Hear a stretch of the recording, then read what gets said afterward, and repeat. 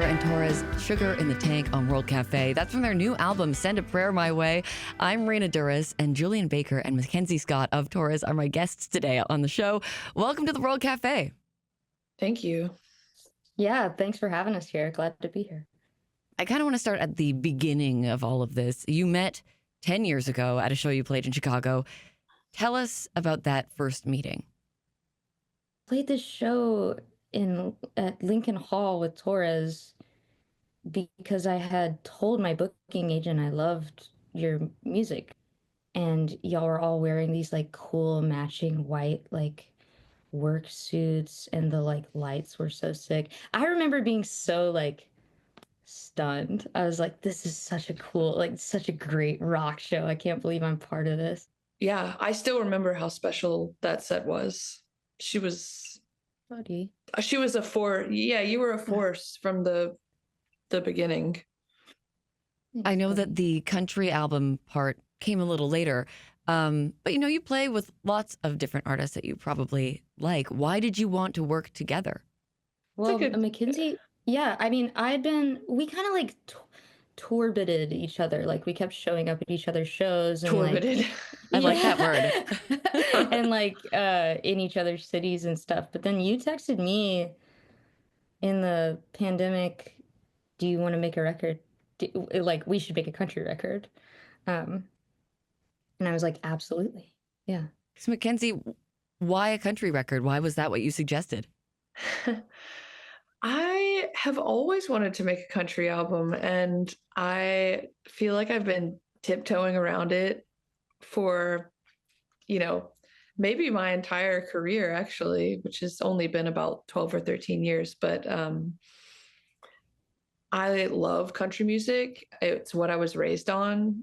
I love it with my whole body and my whole soul. And I've had the feeling like maybe I don't want to do this by myself because I'm from Georgia. I left the South. I live in New York. I'm a lesbian. I'm not conservative. I'm like I want to sing about this stuff through this lens, but I don't, but I need a buddy to do this with me because I'm not the kind of person that makes a country record. Or I am, but I needed backup. The new record is called Send a Prayer My Way. I'm talking to Julien Baker and Mackenzie Scott of Torres. When you started this album, especially because neither of you are known as country musicians, did you have a vision for what you wanted it to be and how you wanted it to sound? Because country can mean like different things to different people.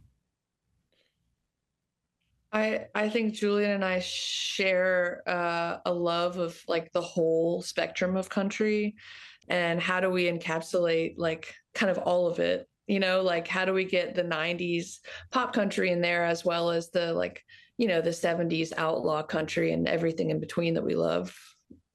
Yeah. And I also feel like, the visual elements must have been a lot of fun to put together too, because in all the videos and all the press shots, you've got your big cowboy hats, you've got tassels.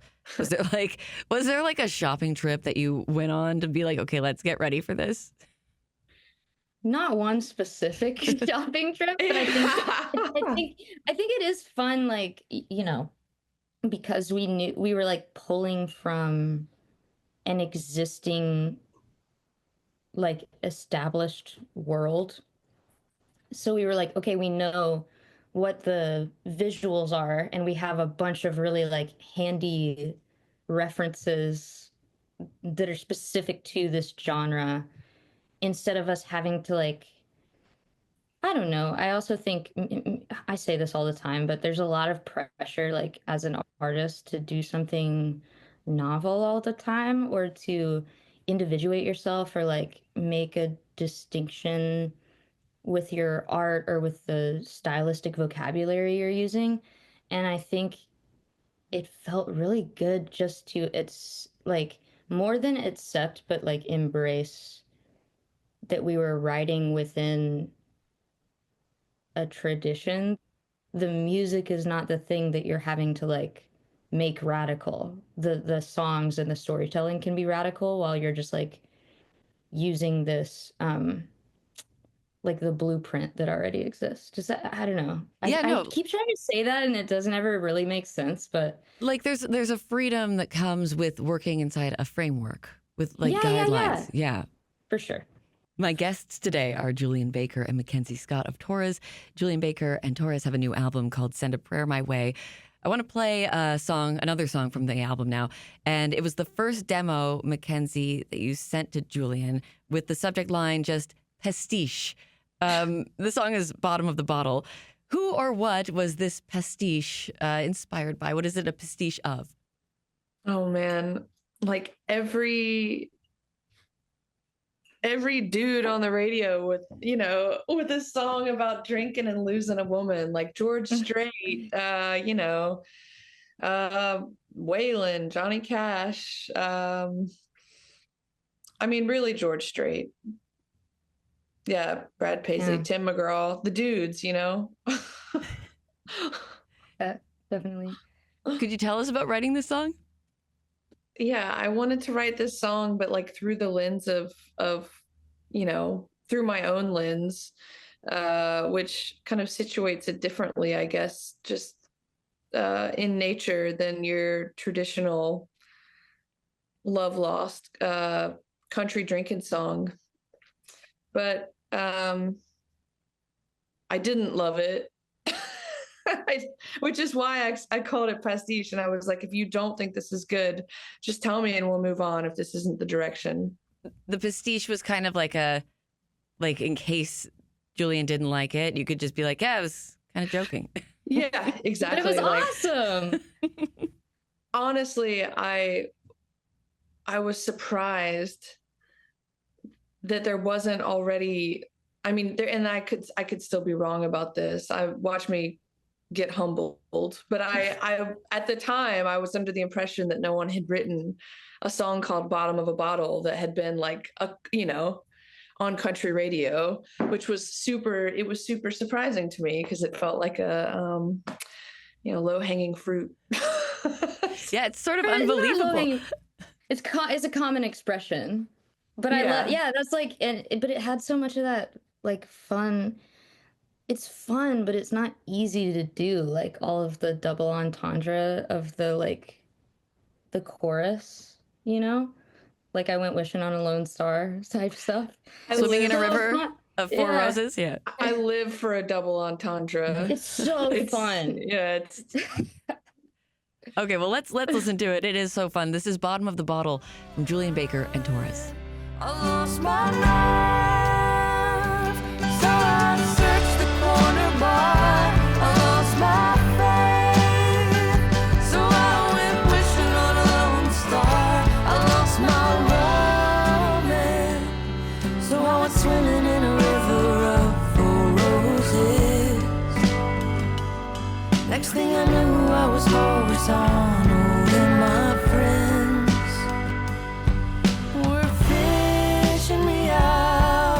Bottom of the bottle. That is Bottom of the Bottle from Julien Baker and Torres from their new album, Send a Prayer My Way. I'm Raina Douris, talking to Julien Baker and Torres, a.k.a. Mackenzie Scott, today on the show. You both have a lot in common. You were both raised in the South. Julien, you're from Tennessee. Mackenzie, you were raised in Macon, Georgia. And these are places where country music is very popular. But growing up, Julien, you were into, punk and hardcore. Mackenzie, you were into musical theater. And Mackenzie, I know that you said that you loved country. Julien, what was your perception of country music as a kid or a young person? I associated country music with something that was like A, corny, B, mostly nationalistic and like misogynistic, racist, like, it kind of like embodied a certain negative stereotype of Southern culture that I really didn't want to be associated with. And then the older I got, the more it was just difficult. I don't know. There were like kids in our house show scene that literally like baled hay for a living and then would like like would come and like play drums for a band in a Fall of Troy t-shirt, they didn't necessarily like buy into the xenophobic warmongering thing that was happening in like the early 2000s in the South. And I don't know, I just ended up having a lot of, as I grew up, like a lot of different examples of people in the South because I hung around a lot of people and that's where I was. And like country music was always in the background of everything I did. Like if I even if I had an opinion about like top 40 country, like Toby Keith type of stuff that I'm talking about when I think nationalistic stereotype, there's all this other type of country music that was just embedded in my life. Like my grandmother and my mother and my father and my grandfather, like listening to these old Carter family and like Merle Haggard 45s of like hymns and like old outlaw country that became like it's like something reflexive in my brain almost, because like when I would go and make music with the band I was in at the time, now listening back I'm like, oh, that's like these are all blues riffs, these are all country guitar Right. solos, this is like, you know, I can hear that it's from the American South, but at the time I think I was like, that's just what music sounds like. And Mackenzie, I know you said you loved country music, but you know, as a queer young person growing up, did you feel connected to it? Did you feel a part of it? Mm. No, I mean, when I was very young, it was my favorite music. It was what was on the radio, and you know, I had no sense of an identity at all at that point, or like a sexuality or anything like that, an orientation. And as I got older and I became more aware of myself and how I fit in, or rather did not fit in, like in general, I was queer in every sense, not just sexually, but like literally at odds with just about every aspect of my upbringing in Macon, Georgia. And so, no, I certainly did not. The older I got, the further along into high school I got, the less and less I connected with country music, or, the country music that was coming out at the time, which was very like, yeah, I'll be here cleaning my gun, son. Like, Yeah. like, wait, what was that? I'll be here cleaning this gun. Is it called cleaning this gun? Things like that. Like, oh yeah, and then there's the I'll put a boot in your ass. Yeah, one. That one I remember hearing. like if anything, I was like, well, if I identify with anyone in this song, it's probably the dad, like even though I don't have a kid. But that's what I mean by queer. Like I did not assimilate. So and I went to college in Nashville, went to music school, studied songwriting, I did the thing. And I would say that is where I really rejected country music. Didn't listen to it, didn't pick it up until I moved to New York years later. That's interesting. It took you to moving to New York, like away from all of that stuff, to like go back to it. Yeah, I needed to get out of the South, and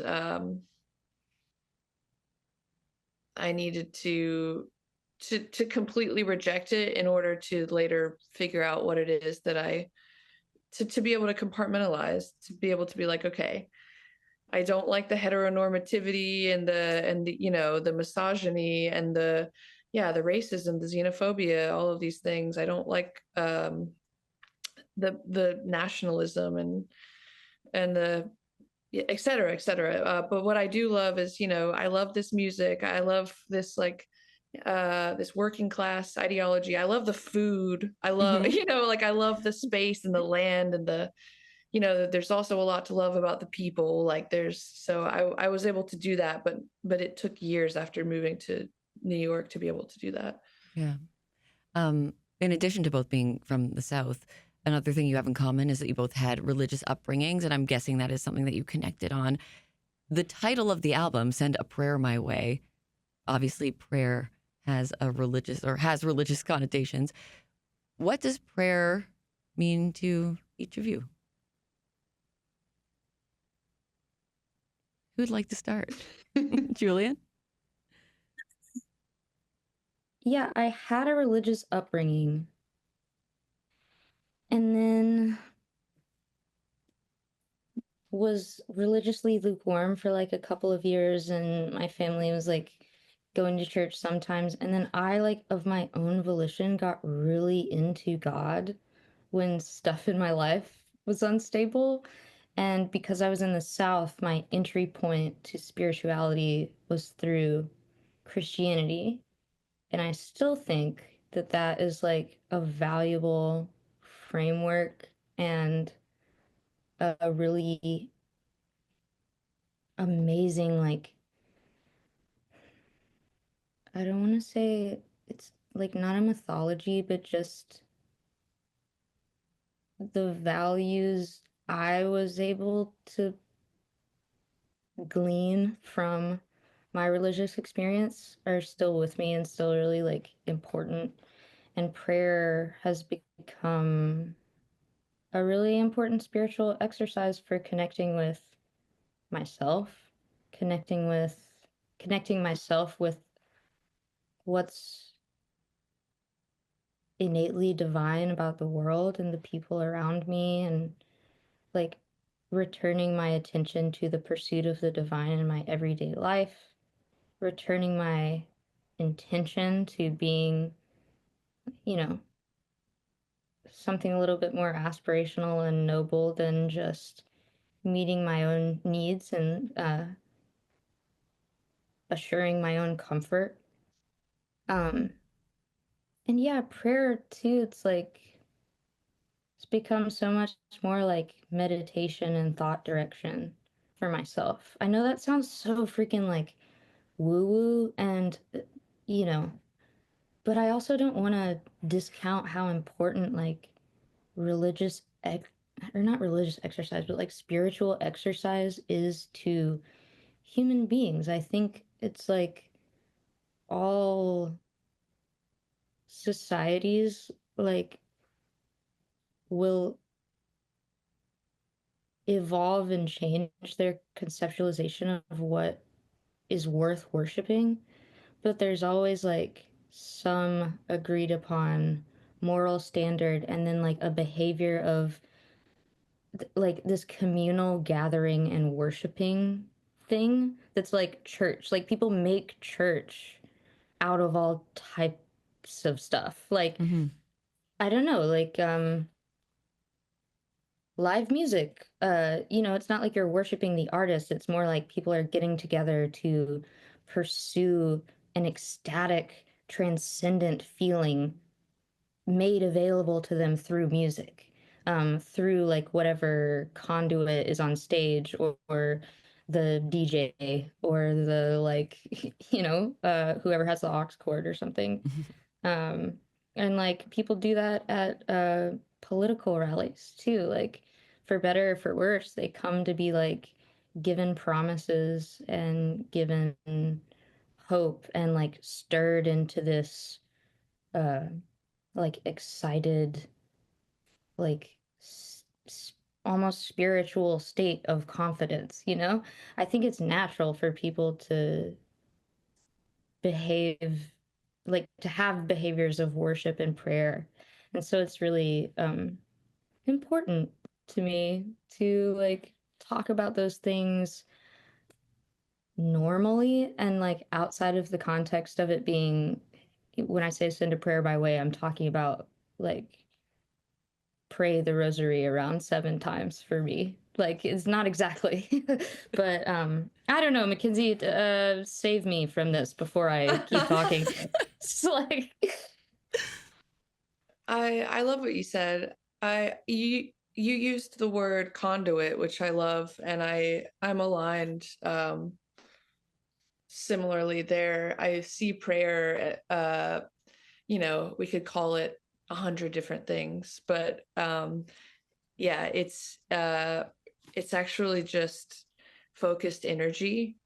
Julian's like, I don't want to get woo-woo, but like I spend all of my time thinking about frequencies and the fact that every single thing, every single thought, every single sound and object is vibrating on its own frequency. And so when you're aligning yourself with a certain frequency, such as in prayer, you absolutely will attract whatever's on the other end of that, what is also on that frequency. So, and you will certainly repel what is not on that frequency. So that's actually just how I see prayer.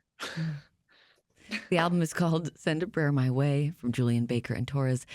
The last song I want to play from the album today is the song Tuesday. It's a story song. It's a painful story that you're telling in this song. Mackenzie, could you talk about writing the lyrics for the Tuesday? Sure.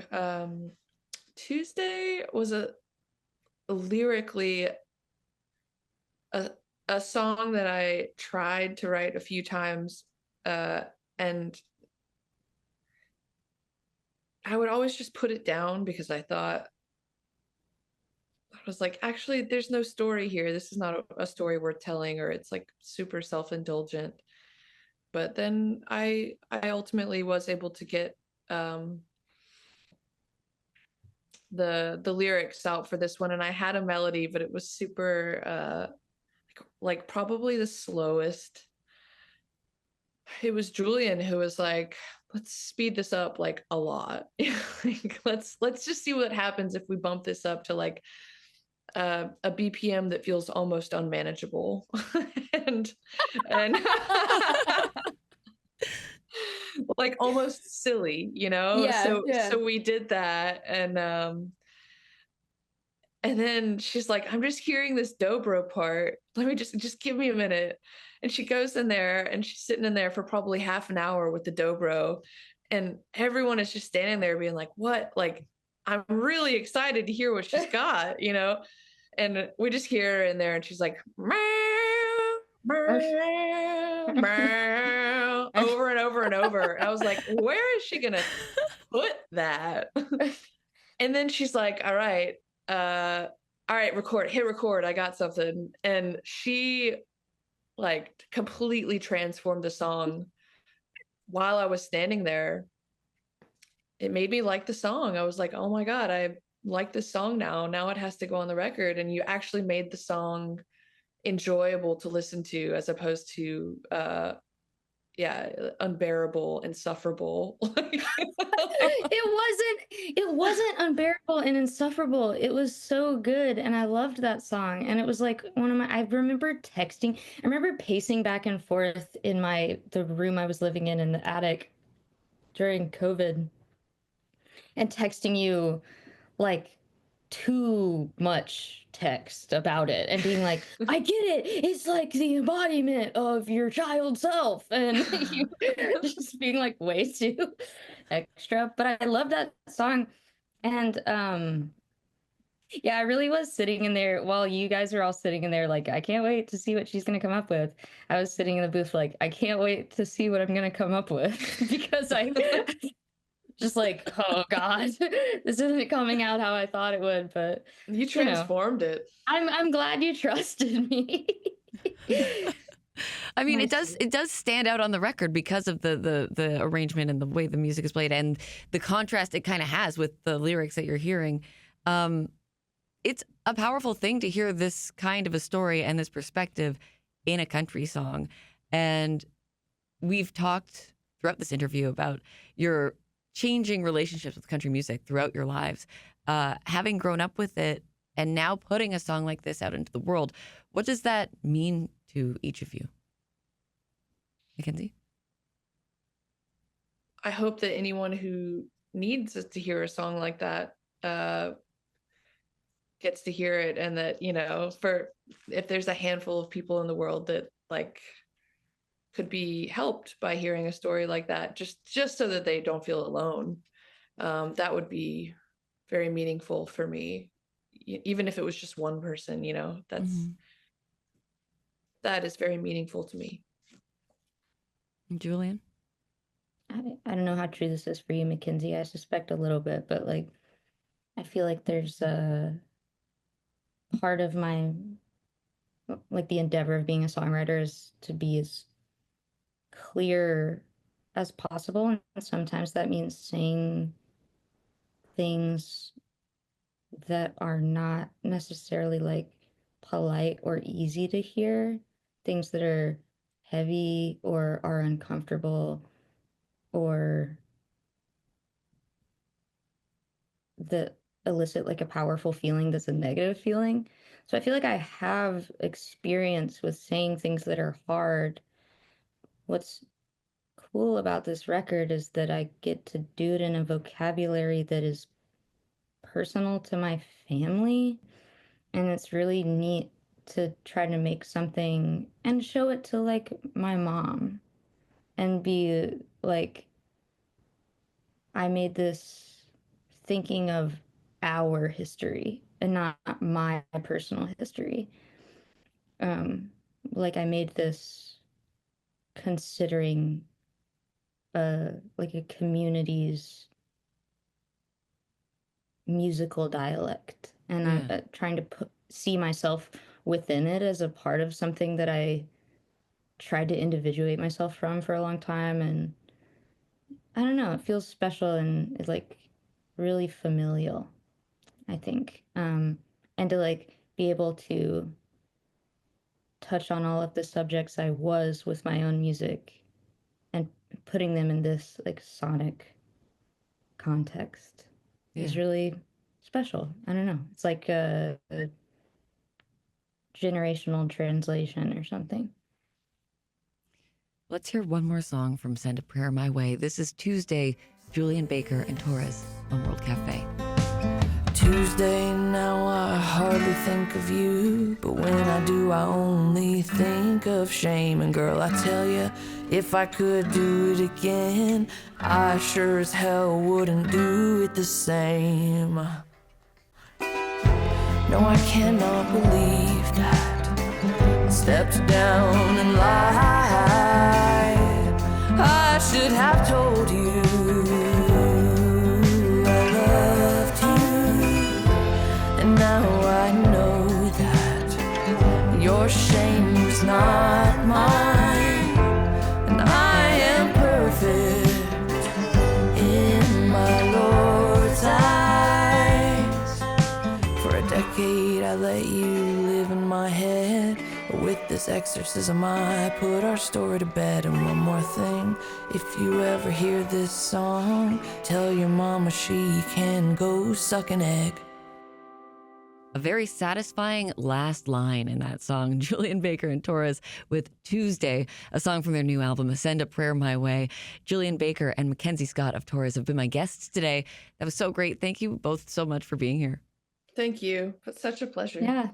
I'm Raina Douris, back in a moment with more World Cafe.